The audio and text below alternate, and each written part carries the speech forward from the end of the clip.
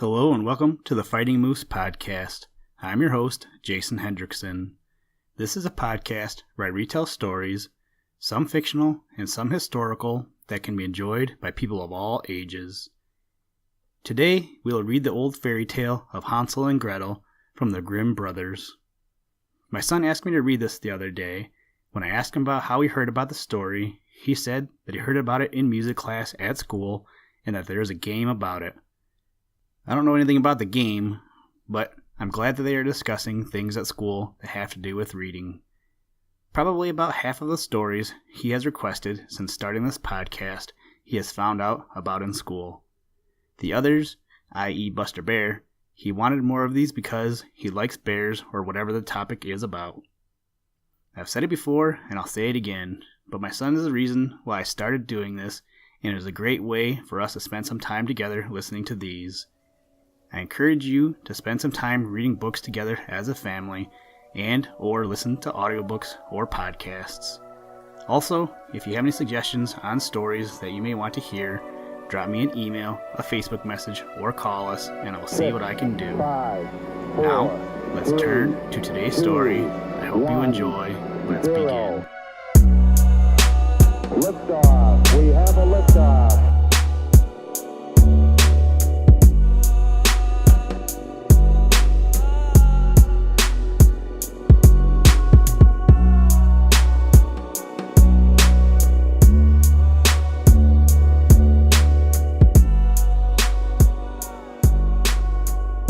Hansel and Gretel.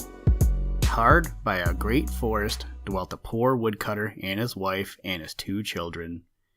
The boy was called Hansel and the girl Gretel. He had little to bite and to break, and once when great dearth fell on the land, he could no longer procure even daily bread. Now when he thought over this by night in his bed, and tossed about in his anxiety, he groaned and said to his wife, "What is to become of us? How are we to feed our poor children when we no longer have anything even for ourselves?" "I tell you what, husband," answered the woman. "Early tomorrow morning we will take the children out into the forest to where it is the thickest. There we will light a fire for them and give each of them one more piece of bread, and then we will go to our work and leave them alone. They will not find the way home again, and we shall be rid of them." "No, wife," said the man, "I will not do that. How can I bear to leave my children alone in the forest? The wild animals would soon come and tear them to pieces." "Oh, you fool," said she. "Then we must all 4 die of hunger. You may as well plane the planks for our coffins." And she left him no peace until he consented. "But I feel very sorry for the poor children all the same," said the man. The 2 children had also not been able to sleep for hunger, and had heard what their stepmother had said to their father. Gretel wept bitter tears and said to Hansel, "Now all is over with us." "Be quiet, Gretel," said Hansel. "Do not distress yourself. I will soon find a way to help us." And when the old folks had fallen asleep, he got up, put on his little coat, opened the door below, and crept outside. The moon shone brightly, and the white pebbles which lay in front of the house glittered like real silver pennies. Hansel stooped and stuffed the little pocket of his coat with as many as he could get in. Then he went back and said to Gretel, "Be comforted, dear little sister, and sleep in peace. God will not forsake us." And he lay down again in his bed.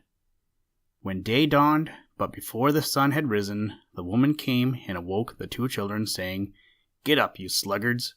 We are going into the forest to fetch wood." She gave each a little piece of bread and said, "There is something for your dinner, but do not eat it up before then, for you will get nothing else." Gretel took the bread under her apron, as Hansel had the pebbles in his pocket. Then they all set out together on the way to the forest. When they had walked a short time, Hansel stood still and peeped back at the house, and did so again and again. His father said, "Hansel, what are you looking at there and staying behind for? Pay attention, and do not forget how to use your legs." "Ah, father," said Hansel, "I am looking at my little white cat, which is sitting up on the roof and wants to say goodbye to me." The wife said, "Fool, this is not your little cat. that is the morning sun which is shining on the chimneys." Hansel, however, had not been looking back at the cat, but had been constantly throwing one of the white pebble stones out of his pocket on the road.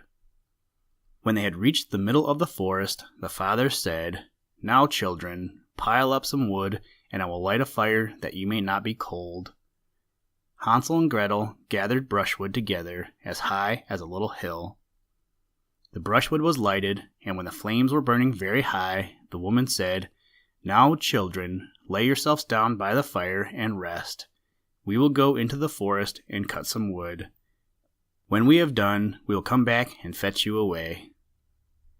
Hansel and Gretel sat by the fire, and when noon came, each ate a little piece of bread. And as they heard the strokes of the wood axe, they believed that their father was near. It was not the axe, however, but a branch which had been fastened to a withered tree which the wind was blowing backwards and forwards. And as they had been sitting such a long time, their eyes closed with fatigue, and they fell fast asleep. When at last they awoke, it was already dark night. Gretel began to cry and said, "How are we to get out of the forest now?" But Hansel comforted her and said, "Just wait a little until the moon has risen, and then we will soon find the way." And when the full moon had risen, Hansel took his little sister by the hand, and followed the pebbles which shone like newly coined silver pieces, and showed them the way. They walked the whole night long, and by break of day came once more to their father's house. They knocked at the door, and when the woman opened it and saw that it was Hansel and Gretel, she said, "You naughty children, why have you slept so long in the forest? We thought you were never coming back at all." The father, however, rejoiced, for it had cut him to the heart to leave them behind alone. Not long afterwards, there was once more great dearth throughout the land, and the children heard their mother saying at night to their father, "Everything is eaten again. We have 1/2 loaf left, and that is the end. The children must go. We will take them farther into the wood, so that they will not find their way out again. There is no other means of saving ourselves." The man's heart was heavy, and he thought, "It would be better for you to share the last mouthful with your children." The woman, however, would listen to nothing that he had to say, but scolded and reproached him. He who says A must say B. Likewise, and as he had yielded the first time, he had to do so a second time also. The children, however, were still awake and had heard the conversation. When the old folks were asleep, Hansel again got up and wanted to go out and pick up pebbles as he had done before, but the woman had locked the door, and Hansel could not get out. Nevertheless, he comforted his little sister and said, "Do not cry, Gretel. Go to sleep quietly. The good God will help us." Early in the morning came the woman, and took the children out of their beds. Their piece of bread was given to them, but it was still smaller than the time before. On the way into the forest, Hansel crumbled his in his pocket, and often stood still and threw a morsel on the ground. "Hansel, why do you stop and look round?" said the father. "Go on." "I am looking back at my little pigeon which is sitting on the roof, and wants to say goodbye to me," answered Hansel. "Fool," said the woman, "that is not your little pigeon, that is the morning sun that is shining on the chimney." Hansel, however, little by little, threw all the crumbs on the path. The woman led the children still deeper into the forest, where they had never in their lives been before. Then a great fire was again made, and the mother said, "Just sit there, you children, and when you are tired you may sleep a little. We are going into the forest to cut wood, and in the evening when we are done we will come and fetch you away." When it was noon, Gretel shared her piece of bread with Hansel, who had scattered his by the way. Then they fell asleep, and evening passed, but no one came to the poor children. They did not awake until it was dark night, and Hansel comforted his little sister and said, "Just wait, Gretel, until the moon rises, and then we shall see the crumbs of bread which I have strewn about. They will show us our way home again." When the moon came, they set out, but they found no crumbs, for the many thousands of birds which fly about in the woods and fields had picked them all up.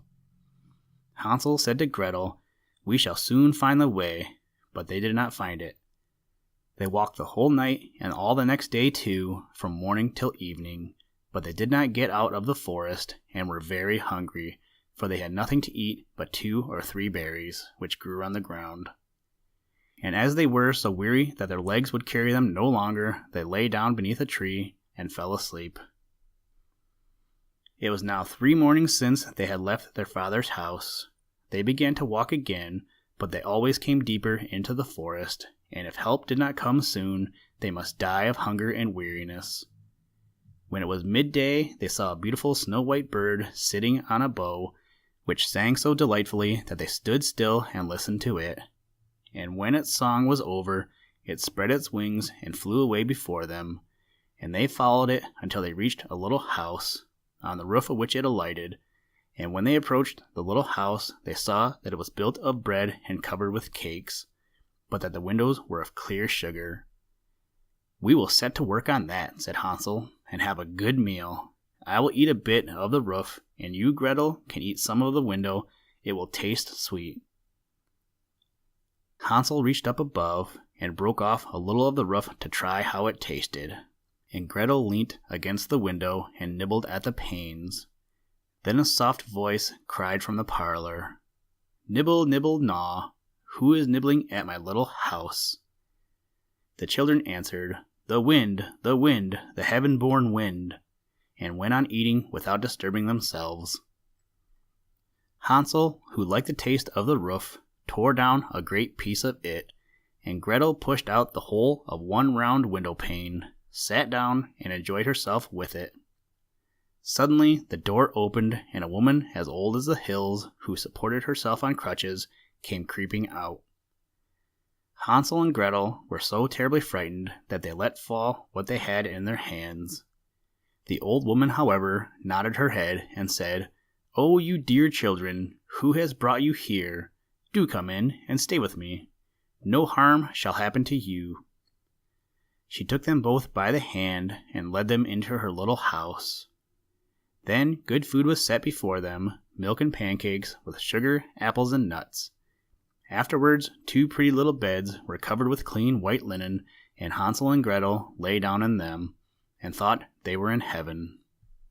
The old woman had only pretended to be so kind. She was in reality a wicked witch, who lay in wait for children, and had only built that little house of bread in order to entice them there. When a child fell into her power, she killed it, cooked, and ate it, and that was a feast day with her. Witches have red eyes and cannot see far, but they have a keen scent like the beasts, and are aware when human beings draw near. When Hansel and Gretel came into her neighborhood, she laughed with malice and said mockingly, "I have them, they shall not escape me again." Early in the morning, before the children were awake, she was already up, and when she saw both of them sleeping and looking so pretty, with their plump and rosy cheeks, she muttered to herself, "That will be a dainty mouthful." Then she seized Hansel with her shriveled hand, carried him into a little stable, and locked him in behind a grated door. Scream as he might, it would not help him. Then she went to Gretel, shook her till she awoke, and cried, "Get up, lazy thing! Fetch some water and cook something good for your brother. He is in the stable outside, and is to be made fat. When he is fat, I will eat him." Gretel began to weep bitterly, but it was all in vain, for she was forced to do what the wicked witch commanded. And now the best food was cooked for poor Hansel, but Gretel got nothing but crab shells. Every morning the woman crept to the little stable and cried, "Hansel, stretch out your finger that I may feel if you will soon be fat." Hansel, however, stretched out a little bone to her, and the old woman, who had dim eyes, could not see it, and thought it was Hansel's finger, and was astonished that there was no way of fattening him. When 4 weeks had gone by, and Hansel still remained thin, she was seized with impatience, and could not wait any longer. "Now then, Gretel," she cried to the girl, "stir yourself and bring some water. Let Hansel be fat or lean, tomorrow I will kill him and cook him." Ah, how the poor little sister did lament when she had to fetch the water, and how her tears did flow down her cheeks. Dear God, "Do help us," she cried. "If the wild beasts in the forest had but devoured us, we should at any rate have died together." "Just keep your noise to yourself," said the old woman. "It won't help you at all." Early in the morning, Gretel had to go out and hang up the cauldron with the water and light the fire. "We will bake first," said the old woman. "I have already heated the oven and kneaded the dough." She pushed poor Gretel out to the oven, from which flames of fire were already darting. "Creep in," said the witch, "and see if it is properly heated, so that we can put the bread in." And once Gretel was inside, she intended to shut the oven and let her bake in it, and then she would eat her too. But Gretel saw what she had in mind, and said, "I do not know how I am to do it. How do I get in?" "Silly goose," said the old woman. "The door is big enough. Just look. I can get in myself." And she crept up and thrust her head into the oven. Then Gretel gave her a push that drove her far into it, and shut the iron door, and fastened the bolt. Oh, then she began to howl quite horribly, but Gretel ran away, and the godless witch was miserably burnt to death. Gretel, however, ran like lightning to Hansel, opened his little stable, and cried, "Hansel, we are saved! The old witch is dead!" Then Hansel sprang like a bird from his cage when the door is opened. How they did rejoice and embrace each other, and dance about and kiss each other. And as they had no longer any need to fear her, they went into the witch's house, and in every corner there stood chests full of pearls and jewels. "These are far better than pebbles," said Hansel, and thrust into his pockets whatever could be got in. And Gretel said, "I, too, will take something home with me," and filled her pinafore full. "But now we must be off," said Hansel, "that we may get out of the witch's forest." When they had walked for 2 hours, they came to a great stretch of water. "We cannot cross," said Hansel. "I see no footplank and no bridge, and there is also no ferry," answered Gretel. "But a white duck is swimming there. If I ask her, she will help us over." Then she cried, little duck, dost thou see Hansel and Gretel are waiting for thee? There's never a plank or bridge in sight. Take us across on thy back so white." The duck came to them, and Hansel seated himself on its back, and told his sister to sit by him. "No," replied Gretel, "that will be too heavy for the little duck. She shall take us across, one after the other." The good little duck did so, and when they were once safely across and had walked for a short time, the forest seemed to be more and more familiar to them. And at length they saw from afar their father's house. Then they began to run, rushed into the parlor, and threw themselves round their father's neck. The man had not known one happy hour since he had left the children in the forest. The woman, however, was dead. Gretel emptied her pinafore until pearls and precious stones ran about the room, and Hansel threw one handful after another out of his pocket to add to them. Then all anxiety was at an end, and they lived together in perfect happiness. Listen, Tranquility Base here. The Eagle has landed.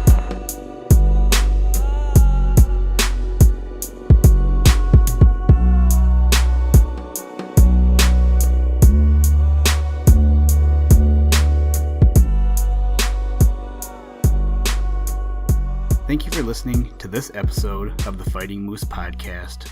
Please join us next time as we read another story. I think I may just leave this open-ended from now on, since my son is always suggesting stories. I can say, though, that I'm working on another audiobook, so keep your eyes open for that. Today's music was provided by the artist Drake Stafford.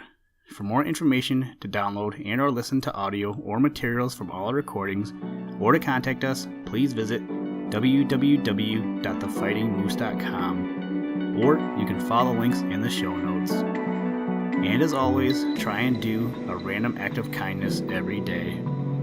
Whoop! Shark attack! Nom nom nom nom. Jellyfish, pan sandwich, turkey, snowman, dolphin, helicopter, last supper, monkey in a zoo. What? Gear shift.